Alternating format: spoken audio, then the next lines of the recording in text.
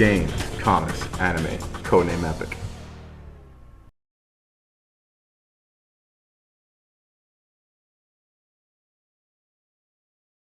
I am going to explain to you the different type of cards in this game. There are 4 different types of cards. Technically, there's more, but 4 basic types. There's the location, the plot twist, the equipment, and a character card.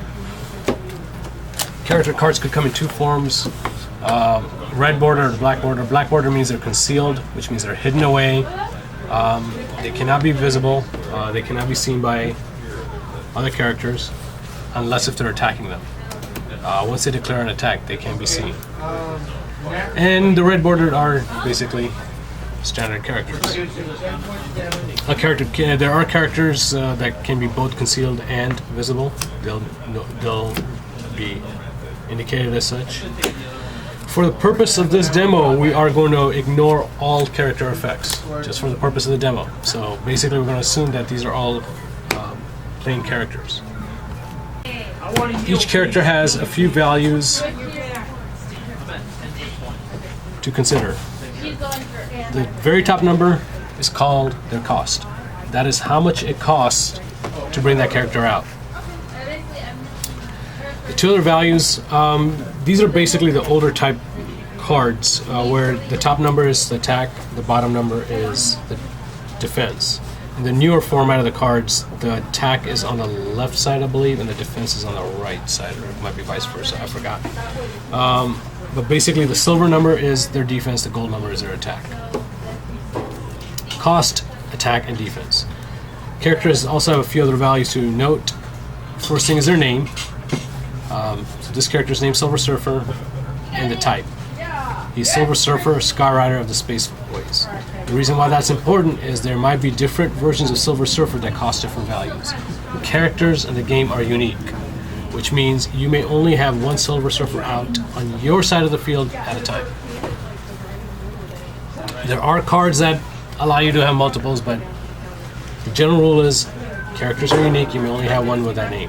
So if you have a Silver Surfer with a cost 2 out and you want to bring out a Silver Surfer with a cost 4 out, you must KO the first Silver Surfer. So he goes out at the same time the other one comes in. This is happening instantaneously, so there's no chance for effects. Characters also have a team affiliation, or they may have no team affiliation, as Lady Vic has no team affiliation. Silver Surfer has a Herald of Galactus. In this case, Wolverine has 2 team affiliations. He's an X-Men and a Skrull. I know I had said that we're going to avoid effects, but in this case, just to point out, Wolverine has an effect which says he has all team affiliations of all characters on the field, which means he has affiliations of his own, his team members, as well as the opponents.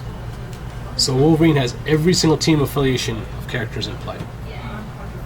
Keep that in mind. That's the only reason I wanted to point that out, but again, going back, for this demo, they have no effects. Costs. Every card in this game has a cost. Even if it says 0, it is a cost. It's a cost of 0, but it's still a cost. There are 2 types of cost. There is the gold cost and the silver cost. The gold cost is paid by the amount of resources you have. For you to play a card with a gold cost, you must have that many resources in your resource room. Any card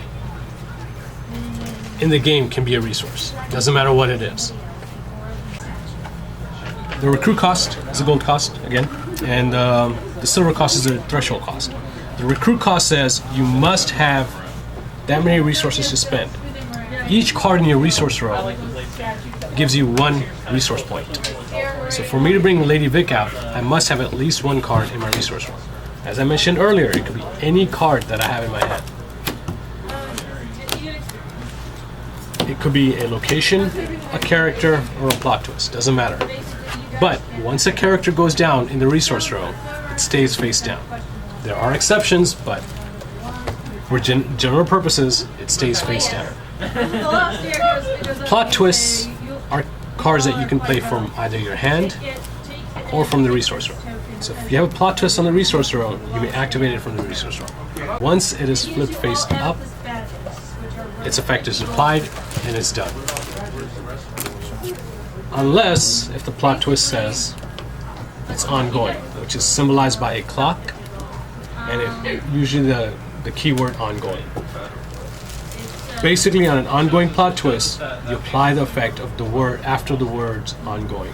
So this one says crossover the chosen affiliations and team them up. Again, I'm jumping ahead a little, we'll go back. So for me to bring Lady Vic out, I must have at least one resource to spend. Pretending I have 3 resources right now, I spend 1, I can spend 2 more this turn. So if I want to bring Silver Surfer out, I can do so because I have 2 more to spend. At the start of each turn during the build phase, you get 1 resource point for each resource you have in your resource room. The silver cost is a threshold cost. What that basically says is you need to be able to see that many resources for you to activate that card. Let's assume that's the only card I have down on the field. For me to activate District X, I must be able to see 1 resource. District X cost as its own resource. So I can see that 1 resource, I can activate its effect. Now, let's assume I have 2 face downs. I want to activate District X. It says I must be able to see 1 resource. I can see 1 resource for sure. I activate it. I also want to activate Soul World. Soul World said I should be able to see 2 resources before I can activate it. I see 1, I see 2. I can activate both locations because I see that many locations. Or that many resources, rather. So you don't have to actually use the resources, you just have to see that many. Correct.